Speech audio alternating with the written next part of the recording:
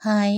ഈ ക്യാബേജ് കറി ഉണ്ടാക്കാൻ കുറച്ച് പരിപ്പ് വെള്ളവും ഉപ്പും എണ്ണയും ഒഴിച്ച് വേവിക്കാൻ വെച്ചിട്ട് ക്യാബേജ് തീരെ പൊടിയായി അരിഞ്ഞ് അതിൽ ഇത്തിരി വെളിച്ചെണ്ണ ഒഴിച്ച് ഞവടി മാറ്റി വെച്ചിട്ട് കുറച്ച് ചെറിയ ഉള്ളി, ഒരു തക്കാളി, 2 പച്ചമുളക് അല്ലെങ്കിൽ ഒരു പച്ചമുളക് ആയാലും മതി അതുകൂടി ചേർത്ത് അരിഞ്ഞ് മാറ്റി വെച്ചിട്ട് നമ്മളെ പാത്രം വെച്ച് ചൂടാകുമ്പോൾ എണ്ണ ഒഴിച്ച് മുളകും കറിവേപ്പിലയും ഇട്ട് വഴറ്റിയിട്ട് അരിഞ്ഞ ചെറിയ ഉള്ളി അതിലേക്കിട്ട് ചെറിയ ഉള്ളിക്ക് ആവശ്യമായ അല്പം ഉപ്പും ഇട്ട് വഴറ്റി അരിഞ്ഞു വെച്ച തക്കാളിയും പച്ചമുളകും അതിലേക്കിട്ട് ഒന്ന് വഴന്ന് വരുന്ന സമയത്തേക്ക് ക്യാബേജും തട്ടിയിട്ട് നന്നായിട്ടൊന്ന് ഇളക്കിയിട്ട് അടച്ചു വയ്ക്കുക. 1 മിനിറ്റ് അടച്ച് ക്യാബേജിൻ്റെ ആ പച്ച മണം മാറി വരുന്ന സമയത്തേക്ക് അതിലേക്ക് ആവശ്യമായ ഉപ്പ് ചേർത്ത് ഒന്ന് ഇളക്കിയിട്ട് വീണ്ടും പൊടികളായി മഞ്ഞൾപ്പൊടി, മുളക് പൊടി, അല്പം മല്ലിപ്പൊടി, ഉലുവാപ്പൊടി ഇവയും ചേർത്ത് അതിൻ്റെ പച്ചമണം മാറാൻ 1 മിനിറ്റ് അടച്ചു വെച്ചെടുത്ത് ആ പച്ചമണം മാറി വരുന്ന സമയത്ത് വേവിച്ച് വെച്ച പരിപ്പ് ചേർത്ത് ഇളക്കിയെടുക്കുക.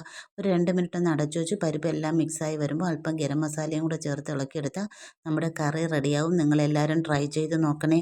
ക്യാബേജ് ആണെന്ന് പോലും അറിയില്ല, ഭയങ്കര ടേസ്റ്റ്.